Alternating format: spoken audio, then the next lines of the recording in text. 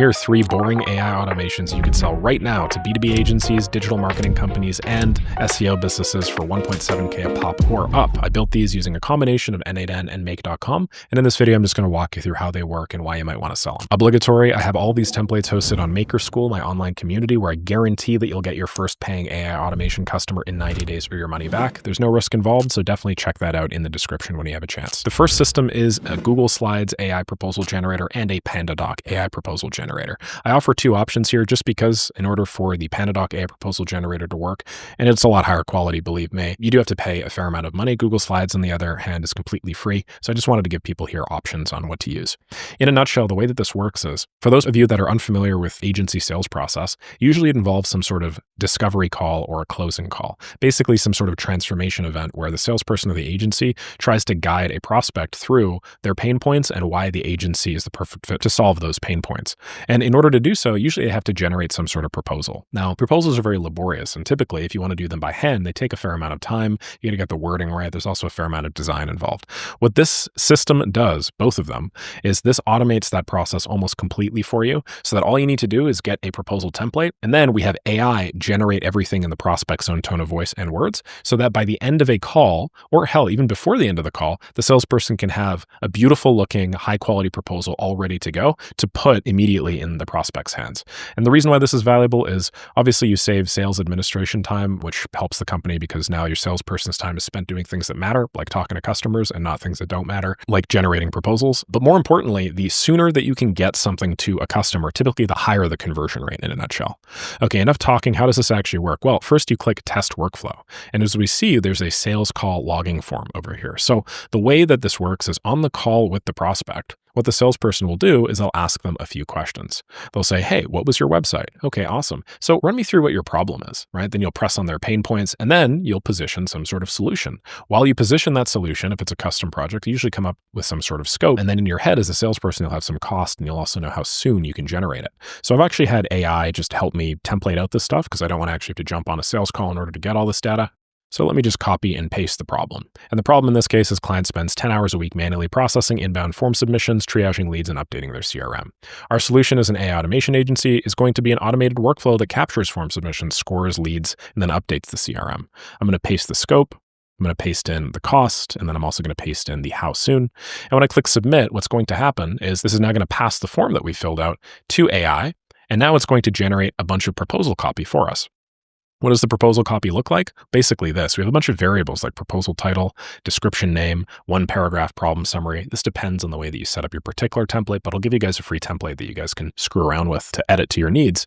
And once we have all of these variables here, all we do is we replace fields inside of a pre-existing Google Slides template. And the end result, if I go to my email, is you send an email to the prospect alongside a Google Doc. And if they open it, it looks something like this. So automated lead management for 1-second copy, efficiency boosting workflow automation to streamline lead capture and management. So I just got this template directly off of Google Slides. Feel free to do whatever the heck you want to it. But here we have the automated lead management for 1-second copy, efficiency boosting workflow automation to streamline lead capture and management.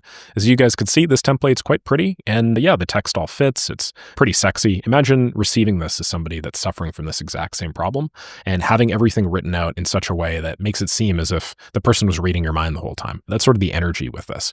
We even go as far as to have like pricing connected and then give people next steps. That's how the Google Slides generator flow works. This is an example of the PandaDoc flow. The PandaDoc flow works the exact same. It's just when we generate the proposal copy, we do so with a slightly different format. Regardless, then what we do is we send it to PandaDoc using a PandaDoc API call. This is the slightly different part versus the Google Slides. Like Google Slides actually has this built into N8N, whereas with PandaDoc, you have to kind of do a more circuitous path. But the end result is if we go back to our email and then we open up the PandaDoc, we have a high quality proposal generated in a slightly different template that looks something like this. That includes basically like a customized letter that we've written to them alongside a bunch of additional work here. Okay.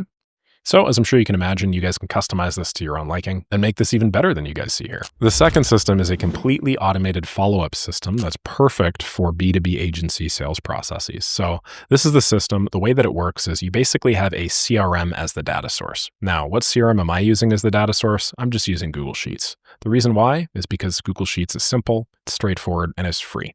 You don't have to use Google Sheets though. You could swap this out for whatever you want. Trello, Asana, ClickUp, what have you. This is what my CRM looks like.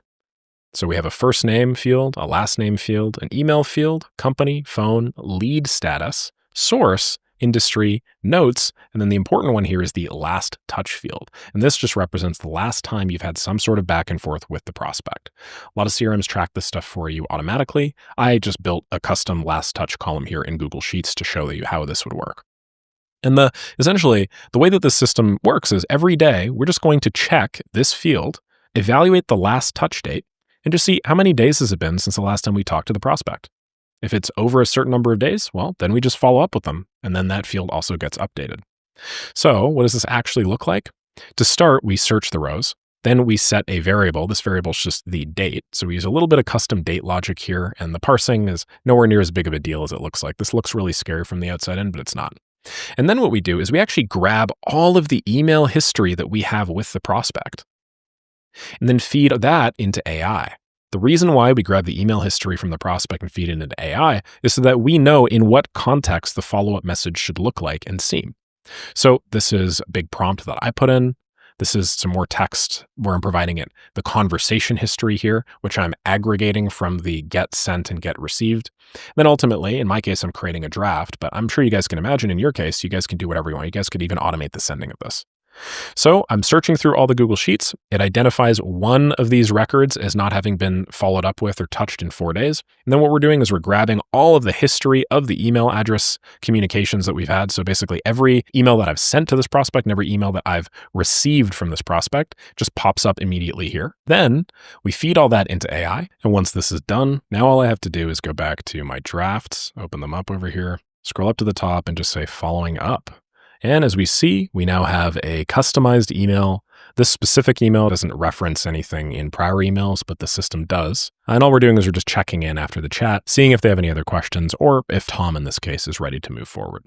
So the reason why systems like this work so well is because they take into account the context, for one. Two, the email follow-up isn't always going to be the same email follow-up. It's going to be dynamic. It's going to be unique.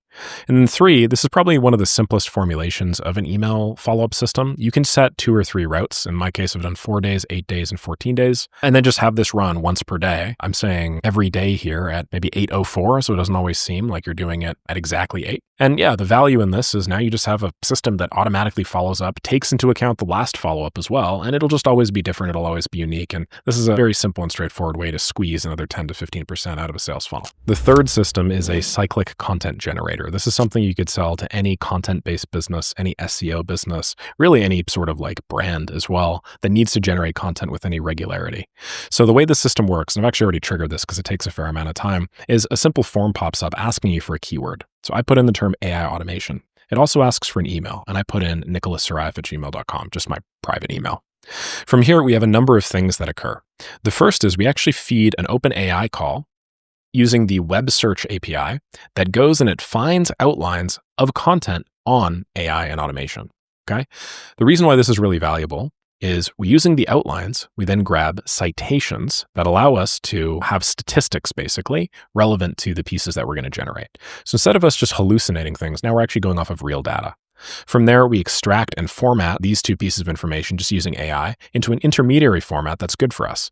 And this is really the juice of it. What we do is we feed all that information into an OpenAI call that says your task is to generate a high-quality comprehensive outline for an article on a given topic. The topic's provided to you along with 3 outlines of other articles that we've scraped from the web, as well as a bunch of citations with one-line conclusions. Your job, digest these articles, understand the citations, generate a new outline, make sure your outline is significantly better, and then ensure you're not repeating what the outlines are, but you effectively encapsulate the concepts and ideas they're talking about in your new mega outline, okay? We then generate the mega outline. So on the right-hand side, as you guys can see, we've now generated the mega outline. I don't know why I don't use the schema view, I guess so that I can actually scroll through this. This mega outline is written in Markdown format, and you guys can see it actually includes a bunch of links, and the links there are super valuable. Not a lot of people include links in AI-generated content, but the second you have citations, you both significantly increase the discoverability because it's better for SEO, and 2, you also just ground the content in fact. Now, the real juice, aside from the outline that's being generated, is we will take this whole outline, and then we just separate it based off the headings. And then for every heading, what we do is we just write a section specifically for that heading. So usually when you generate content, you have to trade things off. It's always a trade-off between how much content you're going to generate and then the depth that you're going to be able to go into in any one individual part of the content.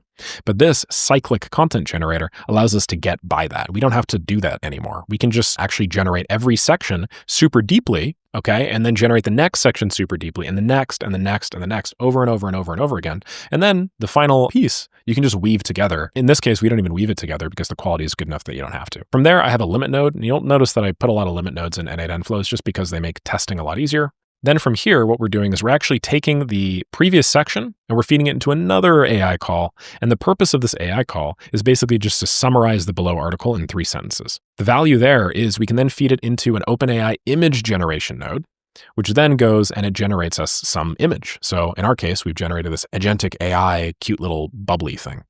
And we're actually going to put that in our article. So not only are we going to have citations and sources and links, we're also going to have high quality images. From there, we do a little bit of data formatting and logic. And then we do a bunch of Google Drive steps. We create from HTML file, download it to N8N, re-upload it to Drive, delete the HTML file, and then share the link in the email. Why do we have to do these? This is just a quirk of the way that the Google Drive API and N8N work together. The end result, though, is if I go to my email, you'll see that there's an item shared with me, AI automation navigating the future of intelligence. And unfortunately, you can't see the HTML render as markdown here. But if I click open with Google Docs, we then have our whole article. Now, this article doesn't look super sexy. You see, we got that cute little bubble right off the bat. So you can apply a couple of formatting changes if you want. You can also just do this procedurally using the API. But as we see, we actually get some citations. Artificial intelligence has rapidly evolved from a supportive role, functioning primarily as a helpful co-pilot enhancing productivity, to systems capable of autonomous decision-making, effectively placing AI in the pilot seat. This transition has brought forth the concept of agentic AI, defined as systems capable of independent decision-making and actions without direct human oversight or intervention. Then we say the shift towards greater autonomy underscores an exponential growth trajectory in AI automation. Market projections, here's the citation, estimate that the AI automation sector will surpass $237 billion by 2025. Now, aside from just some minor sizing issues here, which again, you can call the API for, if I just make these a little bit smaller, it looks a little bit better. I'm generating images in a very particular style. I wanted something that was just like universally okay. As you see, there's a bunch of images and links in the article. If I click on some of these links, these are actually like real live citations. And then, so, instead of it just being like a bunch of hallucinations, we actually have like real data here. So in this case, it was exemplified by adaptive tutoring systems like Khan Academy's Khanmigo, which supports both individual students and educators. And then it links to the time.com article for Khanmigo. So yeah, that sort of system can be extraordinarily valuable in the right hands. I obviously have my own way of prompting and asking it for things. And this is by no means the best way of prompting it and asking for things. You can also generate much higher quality images than the particular implementation I'm doing here. If you just call like the GPT-4o image generator, I'm just doing this to save on token costs and stuff. But yeah, that's another really, really powerful system that you could sell to basically anybody in the digital space.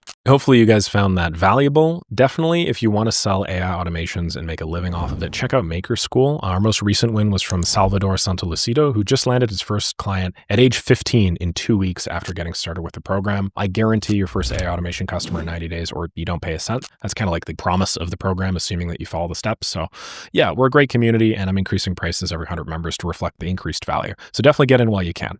Aside from that, if you guys could do me a big solid, like, comment, subscribe, do all the fun stuff that bumps me to the top of the algo, and I'll catch you on the next video. Thank you very much for making it to the end, and have a lovely rest of the day.